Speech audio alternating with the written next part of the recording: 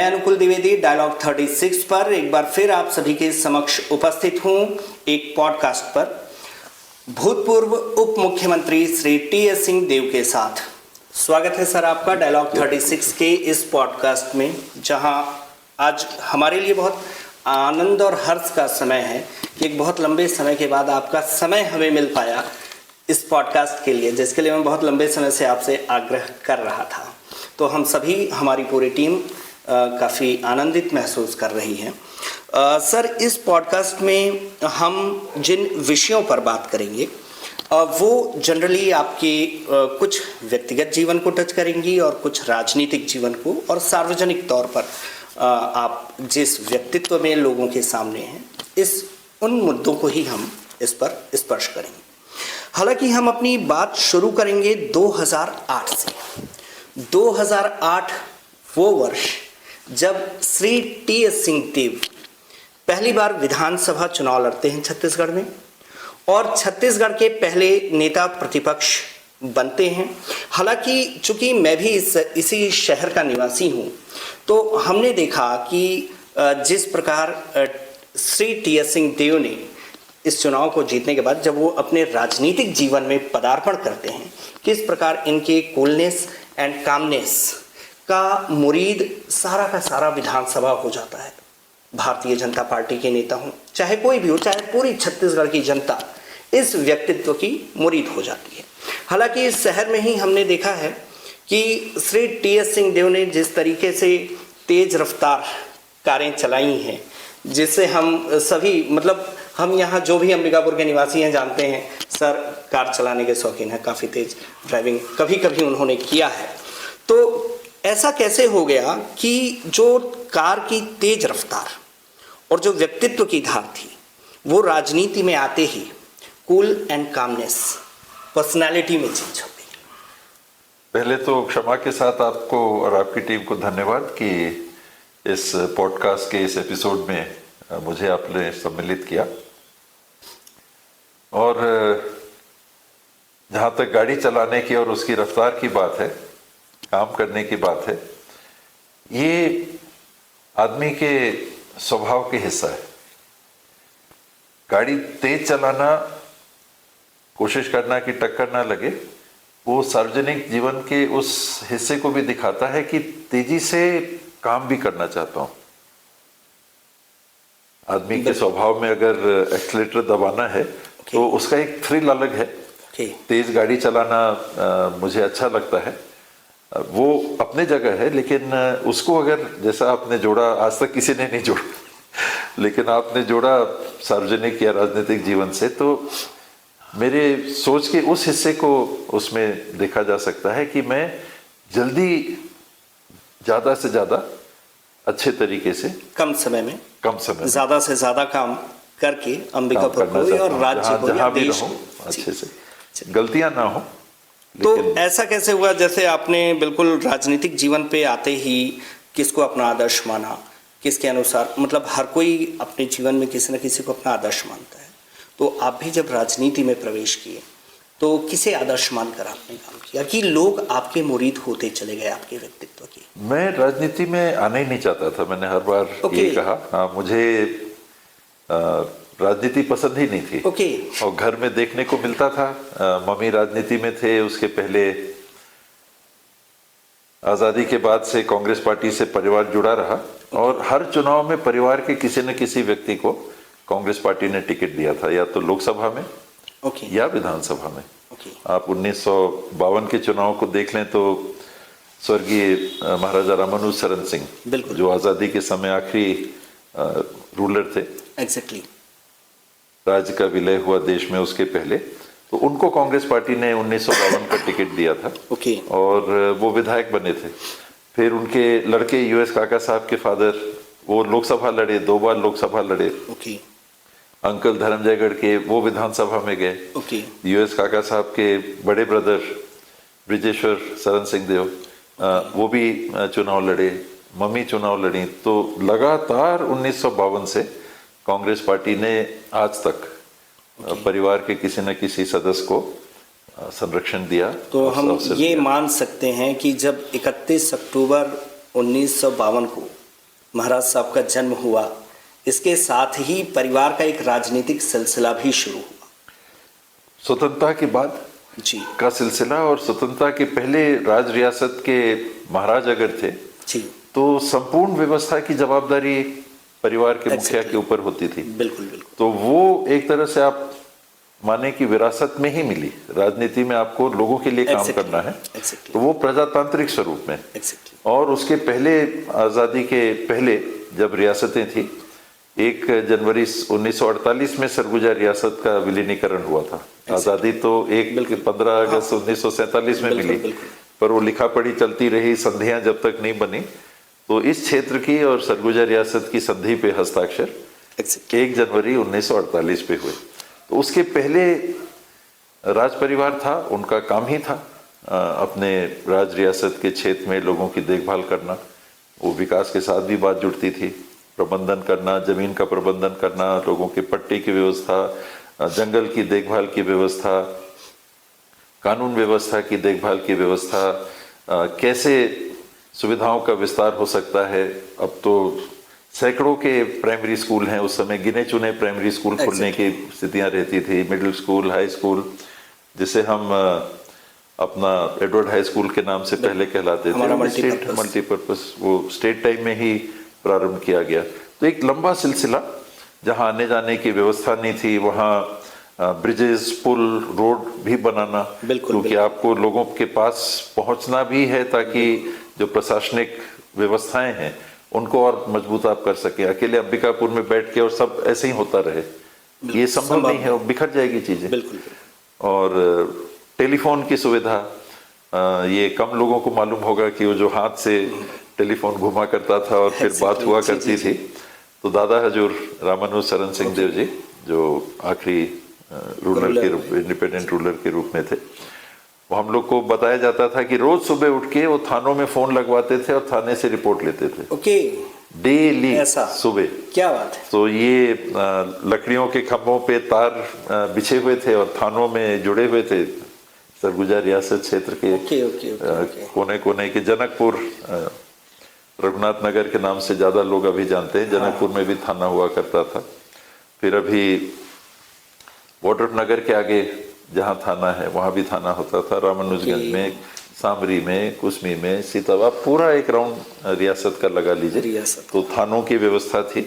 और ये फिर हम लोग सुनते थे, जो आपने कहा कि आदर्श क्या होते हैं, तो यही बातें हम लोग सुनते थे कि सरगुजा में लोग दरवाजे बंद करके नहीं सोते थे।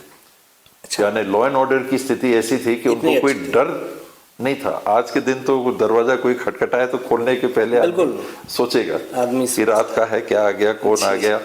तो एक कहने की बात, ऐसा नहीं है कि घरों में दरवाजे ही ना रहे हों, लेकिन एक बात था कि काफी लॉ एंड ऑर्डर चुस्त दुरुस्त माना जाता था।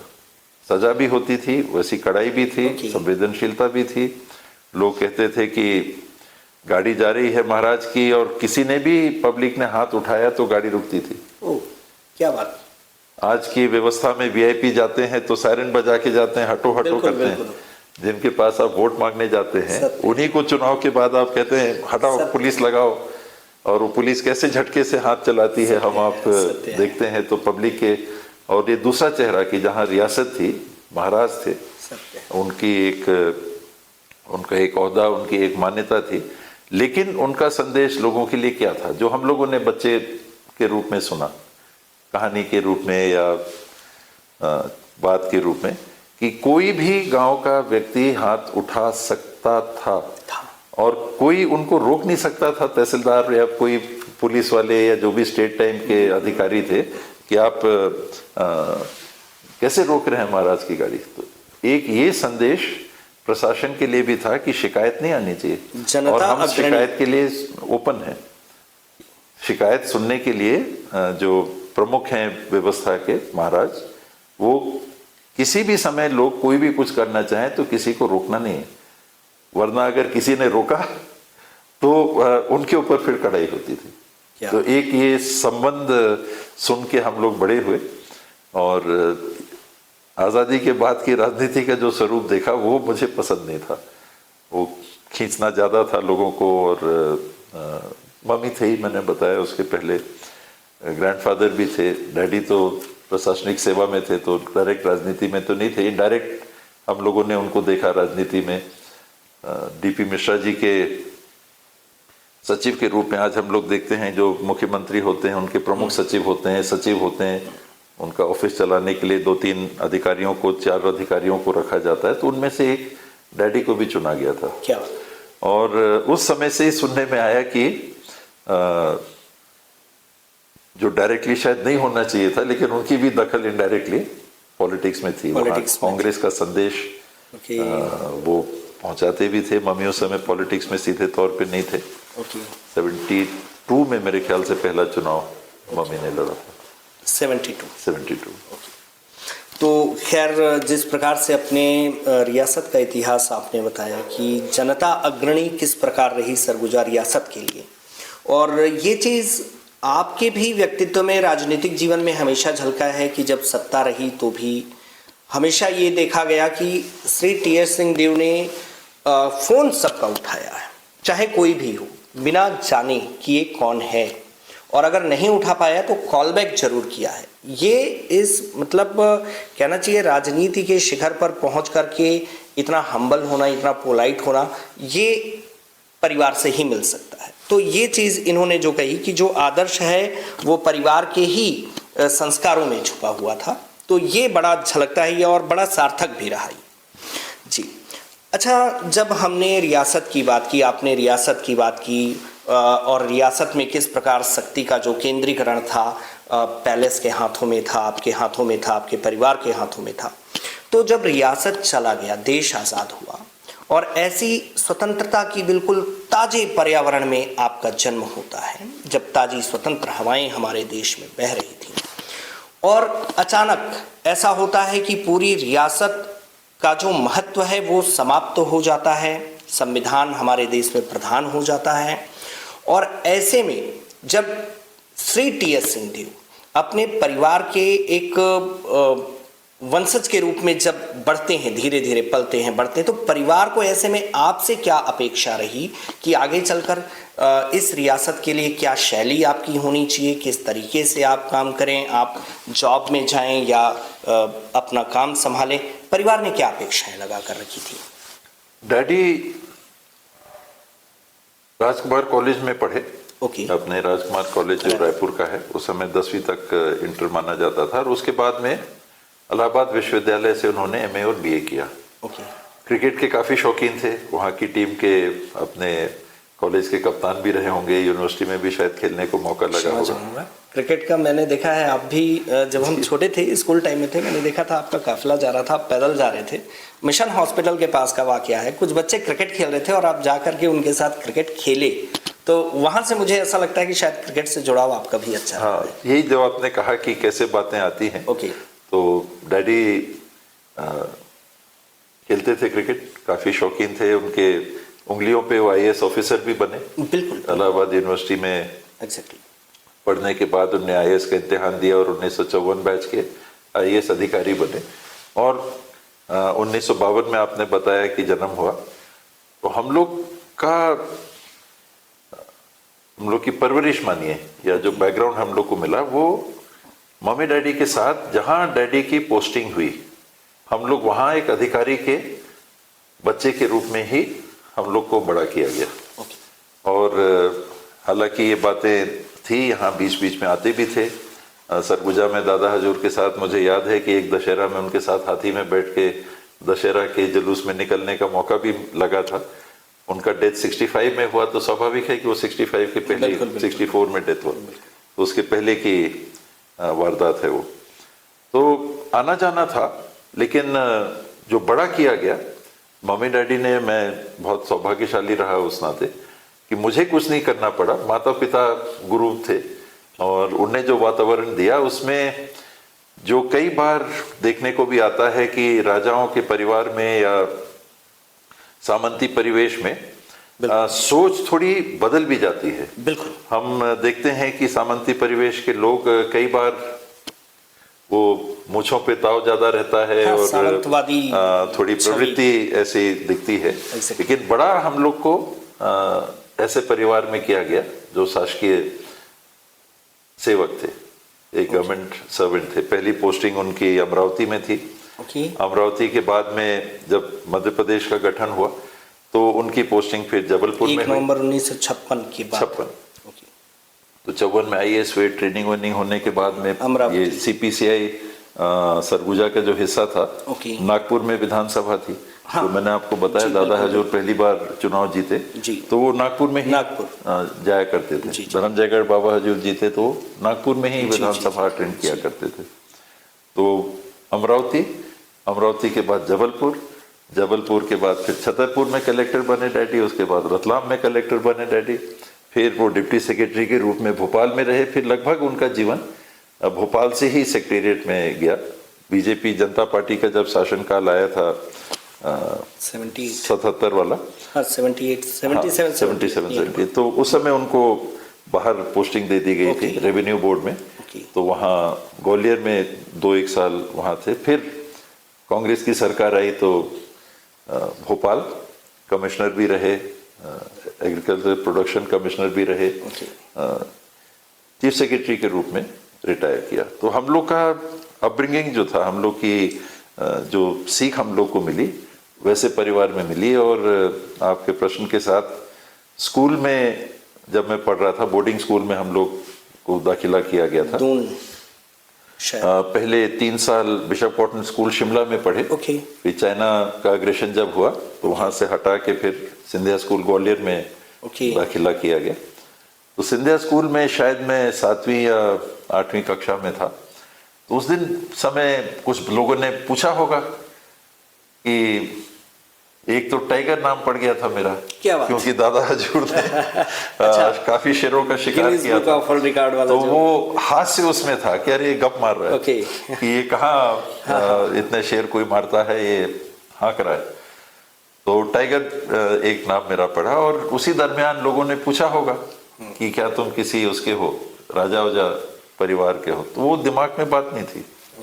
तो मैंने मम्मी डैडी से पूछा कि क्या हम लोग राजा परिवार के हैं, बताइए। तो मतलब ये बड़ा ऐसा किया गया, ये सब देखते थे। यहाँ शिकार खेलने भी हम लोग आते थे। 1959-60 की भी बात मेरे को अच्छे से याद है। पोर्टरप नगर में कैंप था तो उस समय ये कानूनी था शिकार खेलना। ब्लॉक्स मिलते थे, आप जाते थे, शिकार खेलते थे। तो 1960 से मुझे 59-60 से अच्छे से याद है। हाँ। 7-8 साल का था कि यहाँ आते थे, सरगुजा आते थे।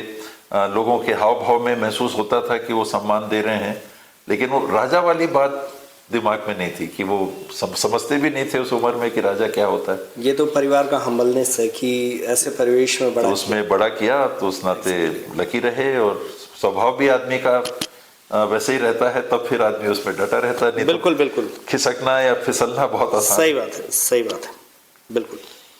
आपके बारे में कुछ आज के इस पॉडकास्ट के पहले मैंने कुछ तथ्य संकलित किया और ये जो फैक्ट्स कलेक्शन में मैंने जब कुछ गूगल किया तो मैंने देखा आपके बारे में लिखा हुआ था, he is the richest member of Chhattisgarh legislative assembly. तो ये जो रिचेस्ट है, जो आपका वर्थ है, नेटवर्थ है, ये किस पे डिपेंड करता है? कोई बिजनेस वगैरह भी साथ में करते हैं या जो हमारा पुश्तैनी एक संपत्ति है, इसके आधार पे किन किन क्षेत्रों से आप आय अर्जित करते हैं? क्योंकि बड़ी बेदाग छवि रही है आपकी हमेशा से किसी भी मामले इसमें। तो लगभग पूरा जो नेटवर्क है जी, वो पुश्तैनी संपत्ति का मानिए। ओके। और कॉलेज की पढ़ाई दिल्ली से ग्रेजुएशन किया था, हिंदू कॉलेज दिल्ली यूनिवर्सिटी से। Post graduation Hamidia college Bhopal से किया था इतिहास में। तो डैडी की एक बैचमेट थी, रूमा मजुमदार उनका नाम था, IAS अधिकारी थी। एक दिन डैडी मेरे को ले गए उनके ऑफिस में दिल्ली में और बात होने लगी कि कैसे आंटी, क्या है वैसे। उन्होंने कहा कि कहाँ क्या करोगे, कहाँ जाओगे? मैं कहा कि मैं सरगुजा जाना चाहता हूँ, वहीं अपना काम दे। मदन, उनका नाम मदनेश्वर था, तो मदन उनको बोलते थे। कहा मदन कहाँ इसको भेज रहे हो? तो मैं कहा नहीं आंटी, डैडी की तरफ से कुछ नहीं है, मैं खुद ही, मैं सर्विस में नहीं जाना चाहता था, मैं कहीं नहीं जाना चाहता था। मैं चाहता ही था अपना कुछ काम करना, ओके अपने से कुछ करना, बिजनेस के रूप में करना। ओके तो यहाँ आए पोस्ट ग्रेजुएशन करने के 1 साल बाद, और नवंबर दिसंबर 1975 से फिर मैं यहाँ का ही निवासी हो गया। यानी करीब 23 साल की उम्र पकड़ लीजिए, तब तक पोस्ट ग्रेजुएशन हो गया था। ओके क्रिकेट खेल लिए थे भोपाल में। ओके और फिर मैंने यही तय किया कि हाँ सरगुजा में रहना चाहूँगा। ओके तो क्रिकेट में कहाँ तक मतलब नाम फिर के आगे लिए ऐसा नहीं हुआ, इच्छा नहीं हुआ भोपाल कि- यूनिवर्सिटी नहीं, आज भी खेलता हूँ अच्छा। अगर मौका लगता है। ओके ओके जैसा आपने कहा, तो उस लेवल का मैं क्रिकेटर नहीं रहा होऊंगा। ओके इन स्विंग बॉलिंग करता था, बाद में क्या? थोड़ी बहुत रन्स बैटिंग भी कर लेता था, विकेट्स भी कुछ मिले, भोपाल यूनिवर्सिटी की टीम में भी सिलेक्शन हो क्या गया बात? था। और हम लोग बड़ौदा गए थे उस साल खेलने के लिए, तो मेरे ख्याल से गावस्कर का उस समय उद्भव हो रहा था। ओके। वो भी खेलने आए थे, उनके सामने बॉलिंग करने क्या का मौका बात? नहीं लगा, लेकिन हम लोग गए थे, बड़ौदा टीम गई थी। तो क्लब क्रिकेट यहाँ भी आए तो क्रिकेट खेलते रहे। जैसे बिल्कुल, आपने बताया कि बिल्कुल। कई बच्चे हाँ, खेल रहे थे तो मन करता था कि उनका उत्साह भी बढ़ाना, बिल्कुल और उनके साथ जुड़ना भी, और खेल का भी शौक। एग्जैक्टली तो अभी भी बहुत मन करता है, कहीं खेल हो रहा है तो चले थोड़ा टाइम उनके साथ बिताएं। एक रैपो भी होता है, तो जो गाड़ी चल रही है हाथ रोका तो एग्जैक्टली कोई रोकेगा नहीं। सही सही तो लोगों के साथ टच में कैसे आना, सही बात है।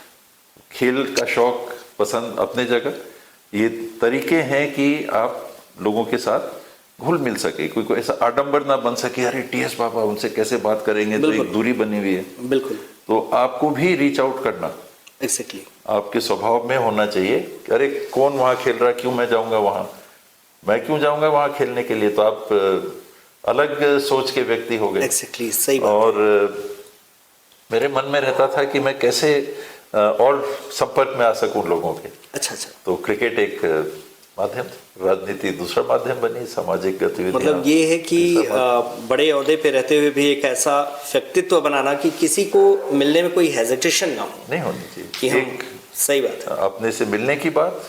हालांकि मैं थोड़ा रिजर्व नेचर का हूँ, जी, जी। लेकिन जब सार्वजनिक जीवन में आप हैं जी तो आपकी जवाबदेही होती है बिल्कुल कि अगर अपनी जिम्मेदारी आपको पूरा करना है, और लोगों का ही फीडबैक आपके पास नहीं है। एग्जैक्टली वो राजा कंबल ओढ़ के जाता था पता करने के लिए कि पब्लिक क्या बोल रही है सही राजा के बात। बारे में। बिल्कुल तो जब तक आप लोगों के संपर्क में नहीं आएंगे तो आपके दायित्व के निर्वहन में आप उतने कम सफल होंगे।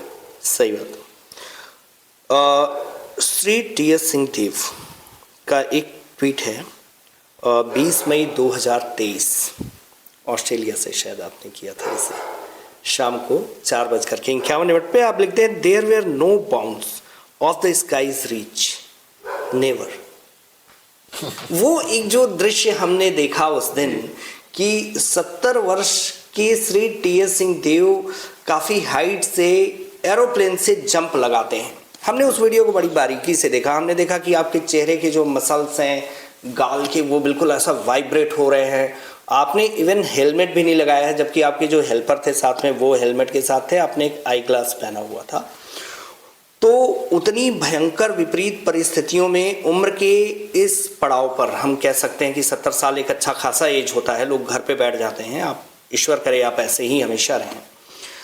तो वो क्या था, ठीक चुनाव के पहले, विधानसभा चुनाव के पहले इतना लंबा जंप मारना ऊपर से, क्या था ये? मतलब आपके अंदर का साहस, कहाँ से ये साहस आपको प्राप्त होता? चुनाव से कोई लिंक ही नहीं था।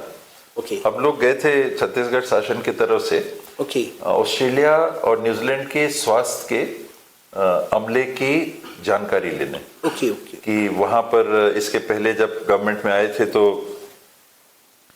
यहाँ साउथ ईस्ट में गए थे, मेरे ख्याल से बैंकॉक में या कहीं पर सम्मेलन था, थाईलैंड में। ओके तो वहाँ जाके भी ये महसूस हुआ कि अंतर्राष्ट्रीय स्तर के स्वास्थ्य विभाग से जुड़े हुए लोगों से बात करने से सीखने और समझने को एग्जैक्टली भी काफी मिलता है। बहुत। आप पढ़ के भी कर सकते हैं, लेकिन 1-to-1 बात करने में बातें सामने आती हैं। थाईलैंड का जो मॉडल था यूनिवर्सल हेल्थ केयर का, उसको अपन अपनाना चाहते थे। ओके वही का नहीं, यानी कंसेप्ट जो है छत्तीसगढ़ में तो वो देखने समझने सीखने की बात थी। ऑस्ट्रेलिया में भी यूनिवर्सल हेल्थ केयर जैसी व्यवस्था है, अलग अलग दोनों देशों में व्यवस्था है। अमेरिका में ओबामा केयर है, इंग्लैंड में अलग व्यवस्था है, कनाडा में अलग व्यवस्था है, कुछ देशों ने ही अपनाया है, सबका लक्ष्य है अपनाना। वो देखने के लिए गए थे, समझने के लिए गए थे, यूनिवर्सिटीज में भी गए, मेडिकल कॉलेजेस में भी गए, प्रोफेसर से भी मिले, इंटरेक्शंस हुए, अलग अलग विषय पे चर्चा हुई।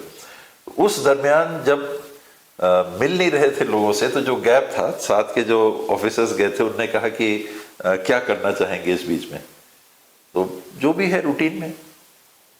तो एक उन्होंने कहा स्काई डाइविंग करेंगे, मैंने कहा हाँ, क्योंकि बहुत दिन से मन में था। वहां गए, पहुंचे वहां और गए प्लेन में, है नहीं लगा, नहीं जरा भी नहीं, वो मन में ही नहीं था। मतलब वहां पे एक चीज दिख रही है वीडियो में, एक जो भाव भंगिमा आपके, जो ये बिल्कुल गाल हैं ये पीछे की तरफ है, लेकिन चेहरे पे एक जो मुस्कुराहट थी, वो बच्चों वाली मुस्कान, एक उत्साह, वो एक अनुभव करने का मेरे में बहुत सालों से था।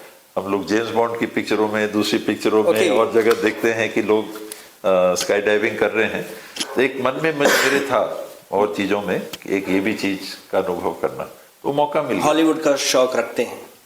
हॉलीवुड भी जैसे पिक्चर, हिंदी पिक्चर देखते हैं, तो बॉलीवुड, हॉलीवुड, एक समय में साल में 100 पिक्चर भी देखते थे। क्या बात बॉलीवुड की गाने, लाइट गाने, रोमांस, कभी कभी एक्शन, बहुत ज़्यादा हिंसा वाला नहीं, लेकिन एक्शन वो अच्छा लगता था। तो उसका हिस्सा जो आपने कहा कि गाल ऐसे हिल रहे थे, तो उन्होंने बताया था जो टैंडम में गाइड थे कि करीब 200-225 किलोमीटर की रफ्तार से आपको हवा का महसूस होगा। क्या बात, कि उतने तेज, और वो उसी का अनुभव हो रहा था। तो आपने हेलमेट लगाने की नहीं सोची थी? उन्हें भी नहीं कहा और मेरे को कोई जरूरत भी नहीं महसूस हुई ऐसा। नहीं, चलिए, बहुत उसके बाद न्यूजीलैंड में भी गए तो वहां भी किया। ये करीब 13,000 से वहां करीब 15,000 फुट की ऊंचाई से प्लेन से टैंडम जंप किया। उसको मैंने नहीं डाला, ये वीडियो इतना वायरल हो गया था। ये निजी अनुभव था, मुझे नहीं मालूम था कि ये निजी अनुभव इतना ज्यादा प्रसारित हो जाएगा। बीच में हमने आपने कहा कि साल भर में 100 मूवीज यानी हर लगभग तीसरे या चौथे दिन आप एक मूवीज देखते थे बॉलीवुड की। कौन सी ऐसी मूवीज है जिसने श्री टी.एस. सिंहदेव को बहुत ज़्यादा प्रभावित किया हो और आप चाहते हैं कि युवा देखें और उससे इंस्पायर हों और सीखें? सामान्य बॉलीवुड की जो पिक्चरें हैं वो रोमांटिक ज़्यादा हैं। उसमें गाने हैं, संबंध है, एक्टर हैं, एक्ट्रेस हैं, यही ज़्यादा रहता है। उसमें कोई दर्शन की कोई हल्की बात आ रही हो, ऐसा वैसा बहुत कम रहता है। ये पिक्चर लाइट, एकदम लाइट थी। उस समय बिताना है, टाइम पास वाली बातें। कोई बहुत ऐसी पिक्चरें नहीं थी कि मैं कहूँ कि ये पिक्चर देखो। मतलब बॉलीवुड में इस कदर की पिक्चरें, इस तरीके की पिक्चरें बनती नहीं हैं, जो बहुत ज़्यादा, बहुत कम, बहुत कुछ हैं जो बनती हैं, बनी भी कुछ पिक्चरें जो देखी, लेकिन सामान्य रूप से जो पिक्चरें हैं ये एंटरटेनमेंट वाली। बिल्कुल।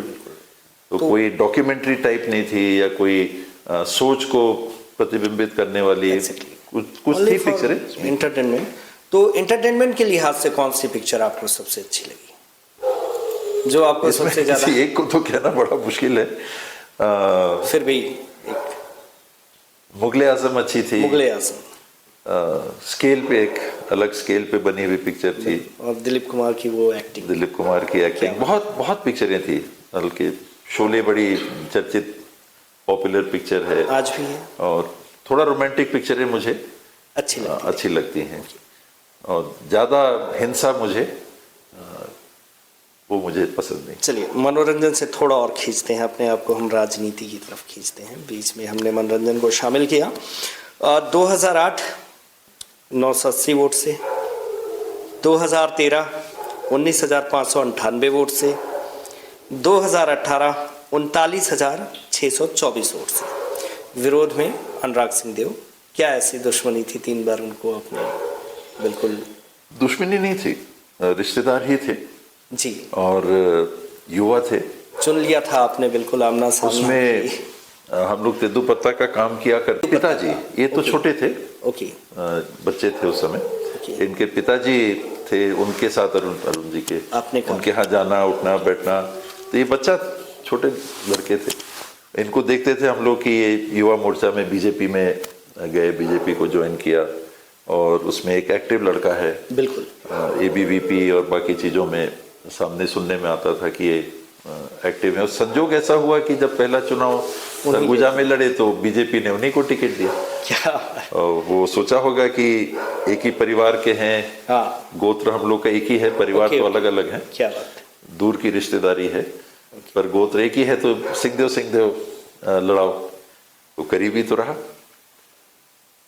तो अच्छा, आपके साथ उनके पिताजी ने काम किया, शायद आपके ही साथ राजेश अग्रवाल ने भी काम किया था। वो यहाँ लखनपुर में इनके चाचा जो थे कैलाश अग्रवाल, ओके, वो राजनीति में ज्यादा थे।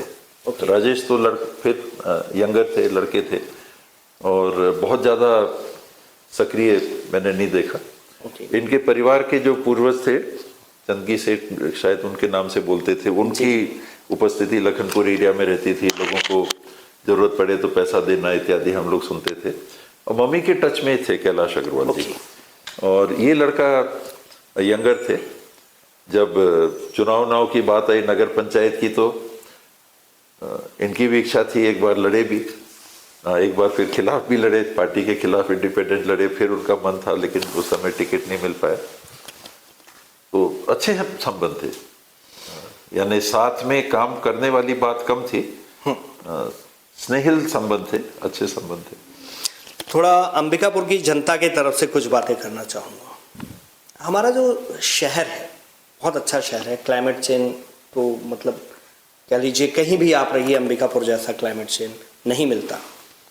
बावजूद इसके आपकी छत्र छाया हमेशा रही, चाहे आप राजनीति में रहे हों ना रहे हों, फिर आप राजनीति में आए, आज विपक्ष में बैठे हुए हैं, आपकी छत्र छाया हमेशा रही है शहर में। बावजूद इसके हमने देखा है कि शहर में जो फंडामेंटल स्ट्रक्चर्स हैं, रोड, ड्रेनेज सिस्टम यहाँ का स्पोर्ट और ये सारी चीज़ें जो हम देखते हैं, थोड़ा सा ऐसा लगता है कि एक अभिशापित शहर रह गया। बहुत ज़्यादा हम थोड़ा बाहर निकल जाएं, बिलासपुर निकल जाएं, दुर्ग, भिलाई, कोरबा निकल जाएं, सड़कों की स्थिति बहुत अच्छी है। या हम यूपी निकल जाएं, यहाँ हम जैसे ही वाड्रफ नगर पार करते हैं आगे धनवार बॉर्डर के उस पार सड़कें बहुत अच्छी हो गई हैं, झारखंड कनेक्टिविटी बड़ी अच्छी हो गई है। बावजूद इसके अपने क्षेत्र में ऐसी क्या कमी रह गई कि आज भी हम आधारभूत संरचनाओं के लिए सरगुजा का, अंबिकापुर का निवासी जो है वो संघर्ष कर रहा है? दोनों पहलू हैं, ऐसा नहीं है कि खराब ही खराब है। यहाँ से रायपुर हम लोग को 7 घंटे लगते थे जी बाय रोड, आज 4.5 घंटे में शहर के अंदर पहुंच जाते हैं, शहर के अंदर। जी। नगर पालिका क्षेत्र में मुझे लोगों ने राजनीति में, आपने शुरू में पूछा, वो बात आई नहीं, विधानसभा से बात 2008 से चालू हुई।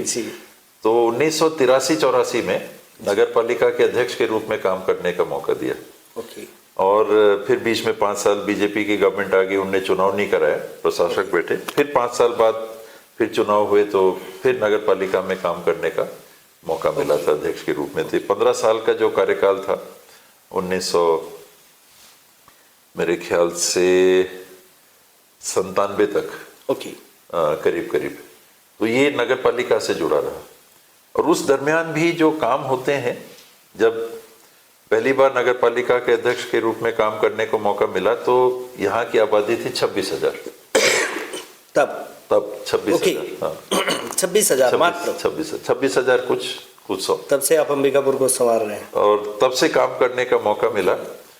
काम जो होते हैं, एक चीज, जितने पैसे मिलेंगे उतने काम आप कर पाओगे।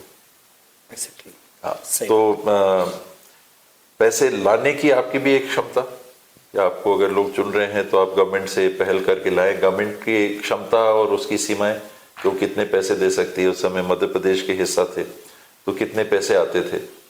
और चर्चाएं भी होती थी कि दिग्विजय सिंह जी उस समय मुख्यमंत्री थे, डैडी उनके साथ फाइनेंस कमीशन में, ये अपना उसमें काम करते थे एज डिप्टी चेयरमैन। तो यहाँ आए थे दिग्विजय सिंह जी और कलेक्ट्रेट के सामने वाले मैदान में ही प्रोग्राम हुआ था, तो उनने कहा कि यहाँ के मेरे लिए मुख्यमंत्री महाराज हैं। क्या बात है। और मंच पे बैठे बैठे उनने मेरे से कहा कि बाबा वो कुछ काम अगर चाहिए तो बताइए। क्या बात है। वहीं कहा कि अभी अनाउंस कर देता हूँ। तो 30-40 लाख का उस समय 30-40 लाख का फटाफट वो मेरे को जितना याद आया मैं लिख के उनको दे दिया। क्या बात। और उनने अनाउंस कर दिया। अब दिग्विजय सिंह जी अच्छे संबंध हम लोग के, घरेलू संबंध, और डैडी मम्मी से उनके बड़े अच्छे संबंध। डैडी उनके साथ प्लानिंग कमीशन में काम भी कर रहे थे, उनने मौका दिया, काम कर रहे थे। और परिस्थिति ये बनी कि उसमें एक पैसा नहीं मिला। क्या? जो मंत्री थे उस समय वो जो भी कारण रहा हो उन्हें रोक दिया। ओहो। तो एक नया पैसा नहीं मिला। बावजूद उसके जो भी फंड मिलते थे हम लोगों ने प्रयास किया और लोग देखते थे। मैं भी जाता था जहाँ काम होते थे, खड़े होते थे, काम देखते थे, कराते थे। अधिकारियों को यही था कि देखिए शिकायत नहीं आनी चाहिए। अच्छा। वो जो बात की कोई भी हाथ उठा देता था, गाड़ी रुकती थी। बिल्कुल। कि अधिकारी लोग कहे कि नहीं इनके पास जाने नहीं देना है। नहीं तो आजकल का जो माहौल है कि ये नेता लोग के जितना दूर लोगों को रखो तो हम शिकायत कम से कम आएगी, हम लोग स्वतंत्र रहेंगे, बचे रहेंगे, अपने हिसाब से काम करते रहेंगे। तो मैं हमेशा फील्ड में जाता था और अधिकारियों के लिए एक ही मेरी लाइन रहती थी कि शिकायत नहीं आनी चाहिए, गुणवत्ता में कॉम्प्रोमाइज नहीं होना चाहिए। अगर शिकायत आए तो फिर ठीक नहीं, वरना अपन बहुत नहीं देखते थे। एक बात की क्वालिटी में कॉम्प्रोमाइज नहीं होना चाहिए। जो भी काम कर सके, जो भी पैसा है ठोस, उस समय अच्छा काम करने की कोशिश। सीखा भी है कि डामर है तो लोगों ने बताया कि डामर ठीक है कि नहीं, कैसे पता चलेगा आपको, आप तकनीकी आदमी नहीं हो तो उठाओ डामर और हाथ में रखो और ऐसा करो और फिर छोड़ दो तो लस थोड़ा सा दिख रहा है कि नहीं हाथ में, हल्का सा चिपचिपा है कि नहीं, तो वो हम लोग कभी चेक करते थे। बालू है तो बालू में मिट्टी मिली है कि नहीं, तो बालू उठाइए, एक मुट्ठी बालू उठाइए, उसको छोड़ दीजिए, झाड़ दीजिए, मिट्टी दिख रही है क्या, मिट्टी होगी तो थोड़ा सा हाथ में लगेगी। एक नौजवान का जो तो सीख रहे थे, सिखा रहे थे लोग और कुछ जानते भी थे, तो वो काम वैसा चालू हुआ। फिर नगर पालिका में काफी काम हुए। आपने स्पोर्ट्स का कहा तो काफी अच्छा स्टेडियम यहाँ पर जी, बिल्कुल, बिल्कुल। आपने देखा कि साई का भी एक यूनिट इस दरमियान आया। स्पोर्ट अथॉरिटी ऑफ इंडिया अपना हम लोग एस्ट्रोटर्फ के लिए पहल करते रहे सभी सरकारों में, बीजेपी की भी, कांग्रेस की भी नहीं ला पाए एस्ट्रोटर्फ का, पहल करते रहेंगे। बैडमिंटन के कोर्ट वगैरह आप देखिए वो बन गए हैं, चेस के लिए कुछ हो गया है, वॉलीबॉल कोर्ट्स बन गए हैं, टेनिस कोर्ट्स बन गए हैं। इसमें तो काफी सक्रिय भूमिका टॉप मोस्ट नेशनल लेवल का नहीं होगा और उसका कारण है कि आप रायपुर और बिलासपुर या कोरबा में जो आय के साधन है, जो पैसे उन लोग को मिल सकते हैं, वो आपके पास स्रोत नहीं है। कोरबा में फैक्ट्री है, इतने सारे बिजली कारखाने हैं, उनका जो CSR मत कहिए या दूसरा मत कहिए, वहां से पैसे लेके या टैक्सेशन कहिए। अब 26,000 का अंबिकापुर और 2 लाख का कोरबा, सही बात, टैक्स भी कम आएंगे। तो ये सारी चीजों के अलावा पैसे जितने ला सको आप उतने काम होंगे। और जिन रोडों की आपने बात की, ये चर्चा का भी काफी पिछले 5 सालों में विषय रहा और मेरा चुनाव हारने के कारणों में एक कारण जी 100 वोट तो पक्का मानिए कि रोड के चलते कट गया। काफी डेंट किया है। मैंने खुद सड़कों पे जब काम किया था तो मैंने आपको ही जिम्मेदार ठहराया था सड़कों के लिए। कई वहां से बात तो देखिए, आप जनप्रतिनिधि हो तो जवाबदारी तो आपकी है, बिल्कुल। लेकिन ये रोड कौन सी है जो सबसे खराब है शहर की? NH। यहाँ से रेलवे स्टेशन जाने में सही बात, धूल ही धूल, गड्ढे ही गड्ढे। बिल्कुल। आप इधर बढ़ते थे तो वही हाल, आप इधर बढ़ते थे तो वही हाल। तो जहां जो हो सका वो अपने जगह, और नगर पालिका जो बाद में नगर निगम बन गई, उसके क्षेत्र में जितने पैसे आने चाहिए थे कांग्रेस के इस कार्यकाल में, वो पैसे नहीं आए। तो दिग्विजय सिंह जी के समय मंत्री जी ने 40 लाख, बहुत छोटी, कोई बहुत बड़ी रकम नहीं थी, 40 लाख रोक दिए थे। तो यहाँ भी मानिए कि रुका। पैसा रोका गया तो उसका खामियाजा शहरवासियों को भी हुआ जी। उनके जनप्रतिनिधि नहीं बनने के एक कारण में भी वो सामने आया। तो ऐसा भी नहीं है कि काम नहीं हुए, लेकिन लोगों की उम्मीद और ज्यादा थी, वो नहीं पूरी हुई। अच्छा, एक चीज़ पे अंबिकापुर के लोगों ने, चूंकि मैं तो घूमते रहता हूँ, जितना आप समाज में उतरते हैं उससे थोड़ा और ज़्यादा नीचे उतरता हूँ मैंने देखा था कि लोग एक समय बड़ा खफा हो गए थे श्री टी.एस. सिंहदेव से, जब श्री टी.एस. सिंहदेव से ये पूछा गया कि भाई एम्स, दूसरा एम्स कहाँ लाया जाए। आपने कहा बिलासपुर। अंबिकापुर वालों का दिल टूट गया था उस दिन। मेरे से पूछा नहीं गया था, मैं बिलासपुर एक कार्यक्रम में गया था। ओके। सरगुजा वालों ने कभी एम्स की बात की नहीं थी। ओके। कभी भी। और वहां जब कार्यक्रम में गया तो वहां के लोगों ने कहा कि एक एम्स यहाँ रहता, क्योंकि वहाँ इनका हॉस्पिटल है अपोलो वालों का, और अपोलो वालों के हॉस्पिटल में ये भी नहीं चलता है, आयुष्मान भी नहीं चलता, उनकी अलग एक पॉलिसी है। जी जी। तो शहर वालों को वहां के महसूस हो रहा था कि एक एम्स की मांग उनने की, बिलासपुर वालों ने। तो उसके बाद मैंने अपने तय पता भी किया कि कहाँ पर एम्स लगना। अभी मैं सिर्फ अंबिकापुर वालों की बात नजर से या सरगुजा की नजर से नहीं देख रहा था, स्वास्थ्य मंत्री की नजर से देख रहा था कि कौन सा कैचमेंट पॉपुलेशन का सबसे ज्यादा यहाँ पर लाभ पाएगा। बिल्कुल। अंबिकापुर अगर एम्स होगा तो बिलासपुर और इधर के लोग तो जाएंगे नहीं, उनको उसका लाभ नहीं होगा। बिल्कुल। बिलासपुर में अगर होता है तो अंबिकापुर के लोग आज रायपुर जा रहे हैं। Exactly. तो उतने दूर की जगह 100-150 किलोमीटर, 100-125 किलोमीटर पहले उनको एम्स मिल जाएगा। तो मैक्सिमम लाभ कहां पर होने से हो सकता था? एक मांगे ही नहीं किसी ने। एम्स की बात आई भी लोगों का इतना अधिकार आप पे लोग समझ रहे थे। हाँ, वो लोग राजनीति है तो उसका उपयोग भी करते हैं कि देखो बाबा ने तो बिलासपुर में दे दिया। जी। तो वो सामना करना पड़ता है। बिल्कुल। वैसी चीजों का भी सामना करना पड़ता है। अच्छा, मैंने आपके और उसका एम्स की दूसरी कहानी है कि उसके चांस नहीं के बराबर है आने के। ओके। आज तक की जो स्थिति है, कल कुछ बदल सकती है। एक उनका पैमाना है कि कितने आबादी के पीछे एक एम्स देना। ओके। तो आज छत्तीसगढ़ की आबादी उस कैटेगरी में ही नहीं है कि एक से ज्यादा एम्स आए।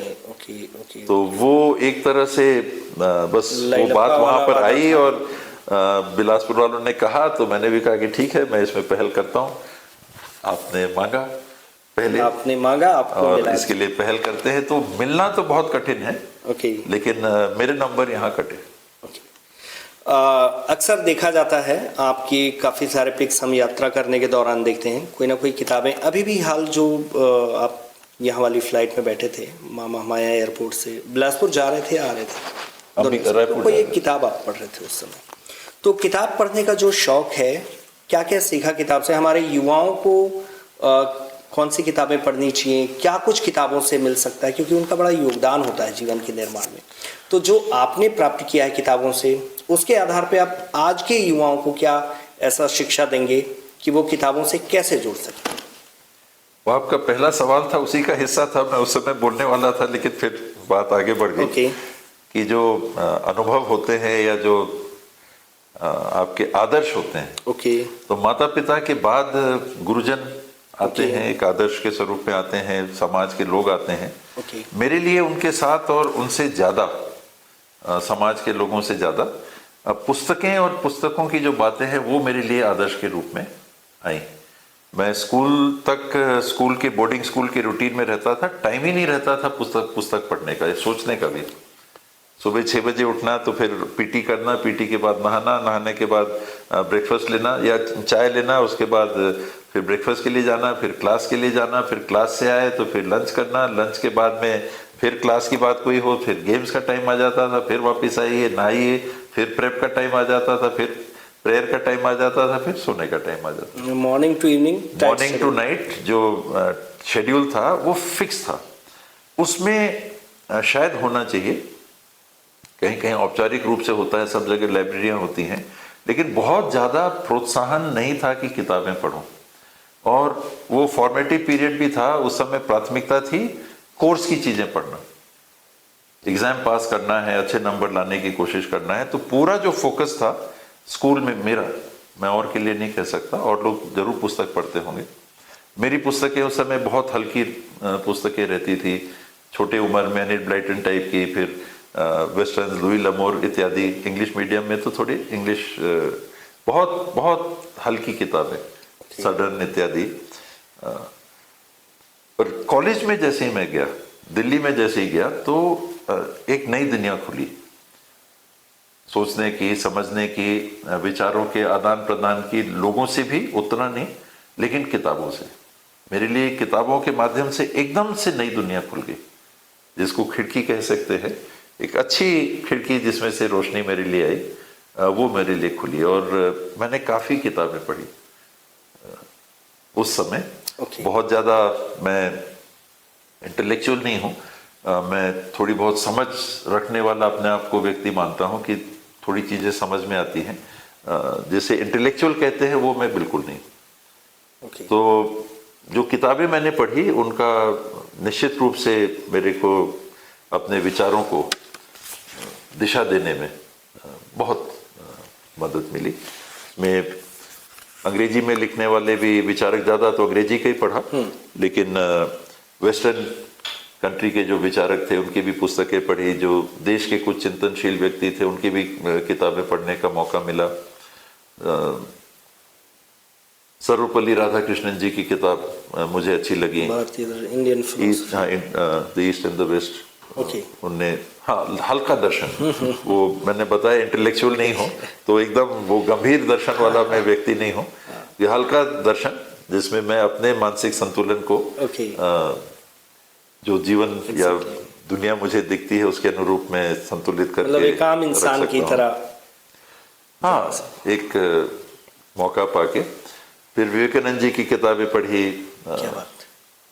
रामकृष्ण जी की जीवनी। इन लोग की खुद की लिखी हुई तो किताबें नहीं थी, इनके जो बोलते थे उनके साथ के लोग थे, नोट करके उन्होंने फिर पुस्तकें बनाई।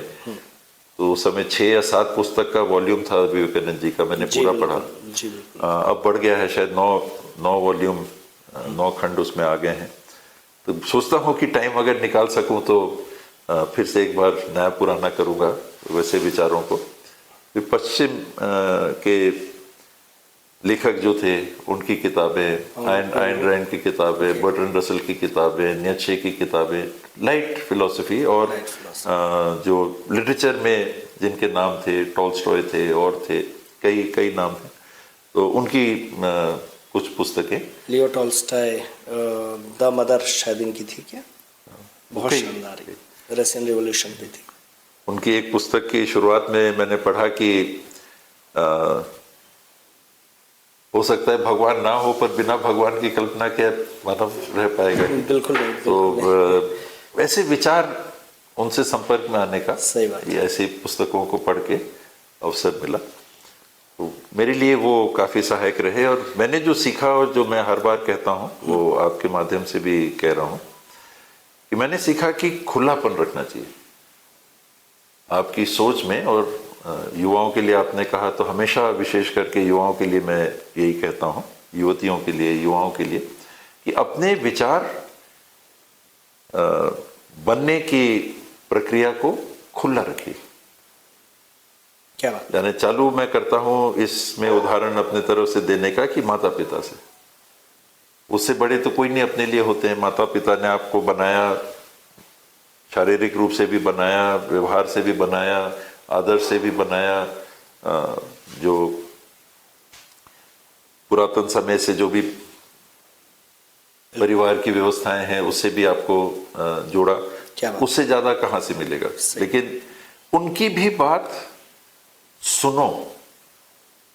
उनने कहा कि यहां से कूद जाओ तो मत कूदो, सुनो, सही सुनो और फिर करो। तो मैं आखिरी उदाहरण मेरे लिए माता पिता को एक अलग स्थान में मैं रखता हूँ विचार के लिए। तो उनकी भी बात के लिए मेरा कहना है कि उनकी भी सुनो, लेकिन करो समझ के, अपनी विवेकशीलता के अनुसार, अपने समझ के। और उसके लिए लोगों के बीच में बैठना, बातें सुनना, अन्य स्रोतों से बातें सुनना, पुस्तकें बहुत बड़ा ठोस। आजकल जो व्हाट्सएप मीडिया है, एक्स है, या जो पॉडकास्ट वगैरह है, इसमें कई जगह प्रभावित विचार आ रहे हैं, यानी अपने तरीके से तोड़ मरोड़ के भी कहीं कहीं जाने वाली चीजें बहुत हैं, उनको भी समझना, क्योंकि उससे आप दूर आज के दिन नहीं रह सकते। बिल्कुल। तो खुला दिमाग रखना कि जो देख रहे हो, एक बार और बीमार पड़े तो एक डॉक्टर को दिखाया तो सेकेंड ओपिनियन भी ले लो। बिल्कुल उस टाइप की चीज कि ये अगर आप कर सकोगे तो जरूर करना चाहिए। और आज मुझे लगता है कि युवा पीढ़ी मॉरलिटी से, नैतिकता से थोड़ा सा दूर है, तो नहीं रखना चाहिए अपने को दूर। आप जीवन में तेजी से आगे बढ़ना चाहते हैं, भौतिक जीवन भी है, वो भी एक आवश्यकता है, आकर्षण का केंद्र तो है ही है, बिल्कुल उस दिशा में जाइए, लेकिन नैतिकता को जीवन में मत छोड़िए। वो तो एक ऐसा नहीं लगता कि अपन जैसे मतलब एक सिविक सेंस होना बहुत ज़रूरी है, और मैं भी इन चीज़ों को देख रहा हूँ।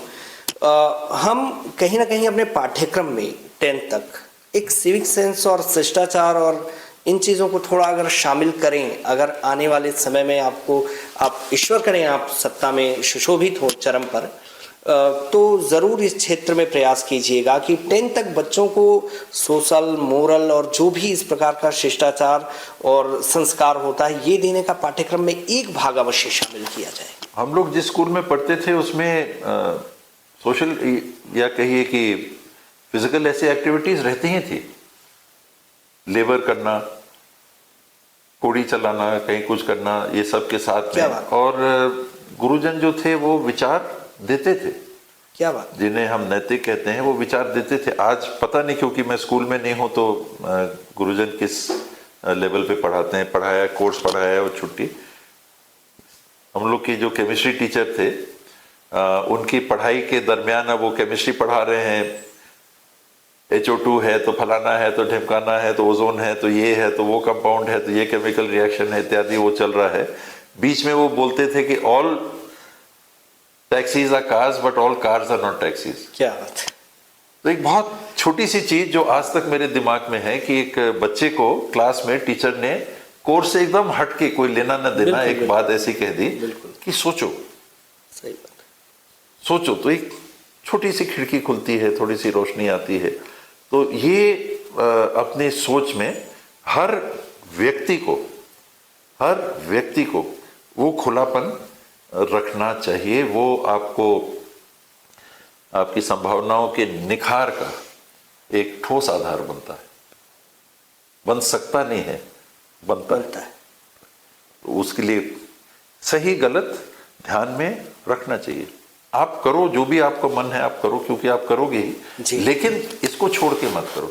सही बात है। ये बातें ध्यान में रखो, उससे अपने आप को दूर मत करो। तो अब अपने पॉडकास्ट को हम बिल्कुल अपने अंतिम चरण पर ले जाते हैं, लेकिन उसके पहले थोड़ा एक जो चीज़ मैं बिल्कुल सबसे पहले जिस चीज़ को मैंने तैयार किया था आपसे पूछने के लिए, मैंने कभी आपकी कुछ फोटोग्राफ्स कहीं देखी थी जिसमें श्री टी.एस. सिंहदेव घुड़सवारी करते हुए नजर आ रहे हैं। एक जगह आप रेलवे के जनरल डिब्बे में नज़र आ रहे हैं, वो फोटो खींचा हुआ है, शायद वो कहीं आते जाते समय का होगा। आप दरवाजे के पास चलती ट्रेन के खड़े हुए हैं। तीसरा, किसी एक दोस्त के बारात में आप गए हुए हैं। ये 3 फोटोज़ मैंने आपकी देखी। तो श्री टी.एस. सिंहदेव कार भी चलाते हैं, घुड़सवारी भी करते हैं, ट्रेन के जनरल बोगी में भी यात्रा करते हैं, और एकदम आम लोगों की तरह अपने दोस्त के बारात में भी शिरकत करते हैं। तो बारात में डांस वगैरह भी किए थे सर? मेरे को नाचना आता नहीं, अच्छा नहीं तो मैं जरूर नाचता। गाना आता तो मैं खूब गाता। मेरे को लाइट सॉन्ग्स ये अच्छे लगते, क्लासिकल वगैरह उतना समझ में नहीं आता। लाइट सॉन्ग्स अच्छे लगते। क्लासिकल म्यूजिक है, उसकी अपना एक स्थान है, उसका अपना एक अलग प्रभाव पड़ता है। लेकिन जो मैंने आपको बताया कि हम लोग को बड़ा कैसे किया गया, जब स्कूल हम लोग जाते थे तो अमूमन कॉलेज समय तक मुझे याद है कि अनरिजर्व बोगी में भी जाते थे। क्या बात, कैसी क्या जरूरत पड़ गई अनरिजर्व बोगी में जाने की? शायद वो ट्रेनिंग का हिस्सा था। ओके। कॉलेज में जब 68-69 में फर्स्ट ईयर में गए तो मेरी पॉकेट मनी 100 रुपए थी दिल्ली यूनिवर्सिटी में। क्या? तो मम्मी डैडी जैसे कहते बिगाड़ नहीं रहे थे, और बिगाड़ना नहीं तो एक नकारात्मक पहलू हो गया, बिल्कुल बना रहे थे। एग्जैक्टली। आज समझ में आता है, उस समय भी हल्का समझ में आ रहा था। उस समय तक कॉलेज में आते आते तो थोड़ा दिमाग चलने लगता है, तो समझ में आ रहा था कि आपको सिर्फ सिखाया नहीं जा रहा है, बनाने का भी प्रयास किया जा रहा है। क्या बात है। मेरे पास मोटरसाइकिल नहीं थी। Okay. हम लोग जो बस दिल्ली यूनिवर्सिटी से जाती थी, हम लोग के लोकल गार्डियन दिल्ली में फिरोजशाह रोड में मौसा जी मेंबर ऑफ पार्लियामेंट थे, मंत्री भी थे, वीरभद्र सिंह जी। मेरी मम्मी के छोटी बहन उनको ब्याही थी हिमाचल की। तो वो लोकल गार्डियन थे, वीरभद्र सिंह जी सगे मौसा थे। ओके, क्या बात। और उनके यहाँ हम लोग जाते थे, 4 नंबर की रूट की बस थी, यूनिवर्सिटी में बैठते थे। जो एक गर्ल्स कॉलेज था उसके पास में वो बस रुका करती थी, वहाँ 4 आने 8 आने निकाल के मूंगफली खरीदा करते थे, और मूंगफली छीलते हुए पैदल चल के फिर करीब 200 250 आधा किलोमीटर 1 किलोमीटर पैदल जाके उनके घर तक जाते। बस का रूट ही वैसा था। तो ये सामान्य लगता था। हम लोग शिकार का, मैंने आपको बताया, शिकार करने जाते थे तो कौन से एयर कंडीशन कमरों में रहते थे। सही बात है। गोबर से लेपे हुए कमरे जो हुआ करते थे गांव के, उनमें रहते थे। बाथरूम भी नहीं था, गड्ढा करके और वहां पर और पत्तों से उसको घेर के वैसे में नहाते थे, वैसे में शौच करते थे। सही बात है। तो शिकार ने भी सिखाया हर परिस्थिति में रहना, और मेरे को अभी भी सामान्य लगता है। 7 स्टार होटल में रहूंगा या वहां रहूंगा, मेरे को वैसा अंतर नहीं लगता कि मैं वहां नहीं रह सकता या वो ही है। तो जैसा बड़ा हुआ या जैसी मेरी सोच बन गई, जैसा मैं बन गया, मेरे को अंतर नहीं है। घुड़सवारी का शौक रखते हैं श्री टी.एस. सिंहदेव? स्कूल में घुड़सवारी हुआ करती थी सिंधिया स्कूल में। तो शौक तो नहीं हो पाया जैसे क्रिकेट का शौक, लेकिन वो हिस्सा था। सभी भाग लेना स्पोर्ट्स में, तो घुड़सवारी भी सिखाते थे। बहुत अच्छा घुड़सवार नहीं हूँ, पर थोड़ा बहुत फोटो खिंचाने के लिए। हाँ, वैसा मौका ही नहीं आया कि घुड़सवारी करें। स्कूल के बाद में जहाँ गए, दिल्ली में कोई मौका नहीं था, भोपाल आए वहाँ कोई मौका नहीं था, सरगुजा आए यहाँ कोई मौका ही नहीं था, घोड़े ही नहीं थे ऐसे कि घुड़सवारी करें। सही बात। कोई ऐसा ग्रुप बनता कि घोड़े हैं तो चलिए थोड़ा बहुत चले, वो परिस्थिति ही नहीं बनी। क्रिकेट की बनी, और क्रिकेट खेल रहे थे, खेल भी रहे। तो हमारी डायलॉग 36 की टीम आपको बहुत सारी शुभकामनाएं देती है। आप स्वस्थ रहें, और स्वस्थ रहते हुए राजनीति के अपने मनचाहे शिखर पर सुशोभित हों।